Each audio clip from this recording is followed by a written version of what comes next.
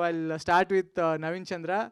And he's one of the finest actor అండి as Ravi Varma గారు చెప్పినట్లు. సో ఎందుకంటే నేను ఆన్ ది ఫస్ట్ డే షార్ట్కి వెళ్ళినప్పుడు జస్ట్ క్యారీ వన్ నుంచి వచ్చారు, అసలు ఎవరితో మాట్లాడట్లేదు, డైరెక్ట్గా షార్ట్ దగ్గరికి వెళ్ళారు, యాక్ట్ చేశారు, మళ్ళీ వెళ్ళిపోయారు, మళ్ళీ వస్తారు.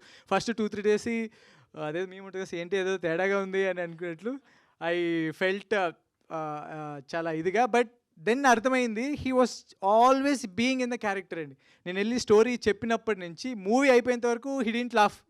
ఒకసారి కూడా ఎంత జోక్ వేసినా కానీ నవ్వలేదు. సో ఆల్వేస్ ఒక యాక్టర్కి బీయింగ్ ఇన్ ద క్యారెక్టర్, అది కూడా మా మూవీ మొత్తం ఒక సింగిల్ నైట్లోనే జరుగుతుందండి. సో ఆ కంటిన్యూటీ మెయింటైన్ చేయడం ఈజ్ వెరీ హార్డ్. సో అది తను అర్థం చేసుకొని ఎవ్రీ టైం టోటల్ షూట్ డేస్లో కూడా ఆ క్యారెక్టర్లోనే ఉంటున్నాను, ఎవరితోనూ మాట్లాడకుండా. He's I don't know how you did sir, but he did amazing. And one more thing నేను బాగా అబ్జర్వ్ చేసిందండి, ఫర్ ఎనీ యాక్టర్ ఒకవేళ యాక్టింగ్ ఒక స్కేల్ లాగా తీసుకొని అనుకోండి, +10 to 0, -10.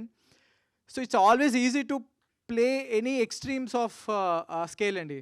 But it's very difficult to play that 0 to +1, -1.